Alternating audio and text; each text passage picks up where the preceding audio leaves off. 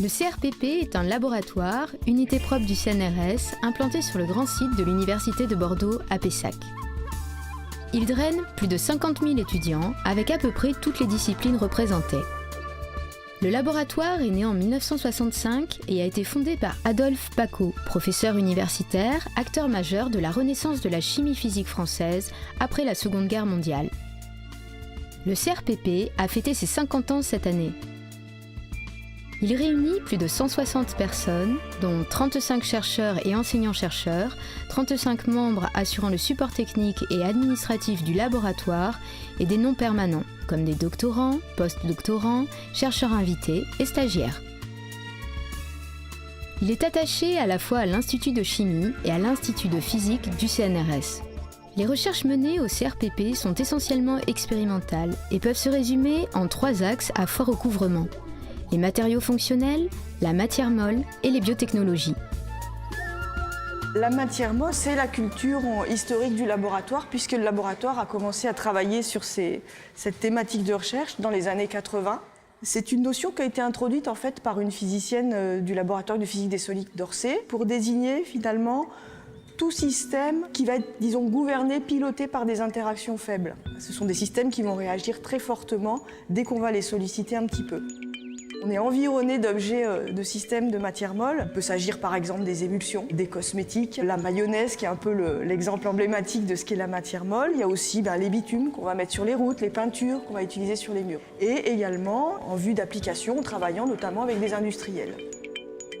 Cette culture commune a aussi permis au laboratoire finalement de générer, de fabriquer de nouveaux matériaux, des matériaux avec des fonctionnalités différentes, qu'il s'agit d'étudier des systèmes typiquement bio-inspirés, prenant des protéines ou des virus, aux pâtes granulaires par exemple, au comportement des bulles de champagne. Donc on voit que ce sont des systèmes extrêmement variés. Dans ces systèmes, il va s'agir de comprendre comment ces systèmes s'organisent dans leur environnement déjà, comment ils se structurent, et puis comment ils réagissent à des sollicitations extérieures, ou même comment ces systèmes, par exemple, vieillissent.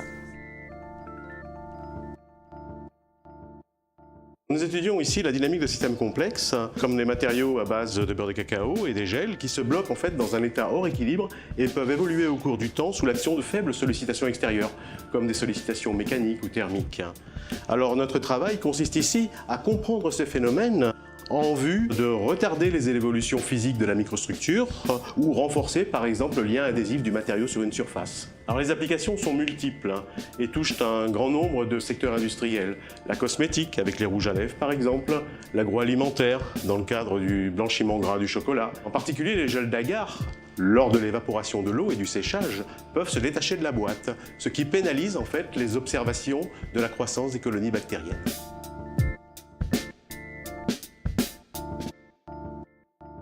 Dans le laboratoire, il y a une véritable chaîne de compétences. On va aller des chimistes de synthèse aux physico-chimistes, jusqu'aux physiciens qui vont caractériser les systèmes, on a même des biochimistes. Et c'est vraiment cette chaîne de compétences qui peut nous permettre aujourd'hui de générer des matériaux depuis leur brique de base jusqu'à leur fonctionnalité.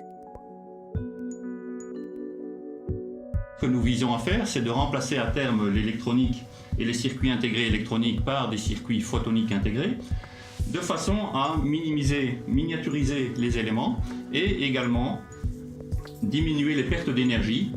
Donc dans ce cadre-là, ce qu'on essaye de faire, c'est de faire un couplage lumière-matière au niveau d'éléments métalliques et de créer ce que l'on appelle des plasmons qui vont se propager le long de chaînes métalliques, et on va pouvoir contrôler la propagation suivant différents canaux en agissant de manière contrôlée sur des molécules qui sont établies dans le plan des nanostructures. Alors l'intérêt à terme, c'est que les photons, on peut imaginer que la source est gratuite, si on utilise le soleil, et les photons vont aussi 10 000 fois plus vite que les électrons, donc on aura des nanocircuits plus rapides, peu coûteux, dans des téléphones portables, dans des ordinateurs portables, par exemple. Dans l'étape suivante, il va falloir étudier ces assemblages, leur comportement. Et ensuite, on va aller à l'étape supérieure, c'est-à-dire éventuellement prendre ces matériaux et les assembler dans des dispositifs. Nous travaillons sur la fabrication de l'ensemble des ingrédients de la biopile. Ceci va de la synthèse des matériaux d'électrodes jusqu'à la fabrication des polymères redox et enfin à la fabrication des enzymes. Nous réalisons des expériences de génie génétique. Nous travaillons sur la production-purification des enzymes pour les avoir pures à homogénéité. Et enfin, nous étudions les mécanismes enzymatiques. La recherche est un milieu en perpétuelle évolution, tant conceptuelle qu'humaine. Différents métiers collaborent afin d'aboutir à des résultats encourageants. La recherche, il faut le savoir, c'est avant tout un travail d'équipe. Je ne peux pas concevoir la recherche de façon individualiste ou individualisée. Donc c'est en agglomérant les compétences, en faisant travailler les gens très fortement en interaction les uns avec les autres qu'on fait avancer en fait un projet. On a besoin de plusieurs compétences et d'agréger toutes ces compétences. De la même façon, on l'a vu, un laboratoire, c'est quelque chose qui est ouvert aujourd'hui, ouvert vers le monde extérieur, vers les partenaires industriels, vers le monde socio-économique, et aussi ouvert vers l'international.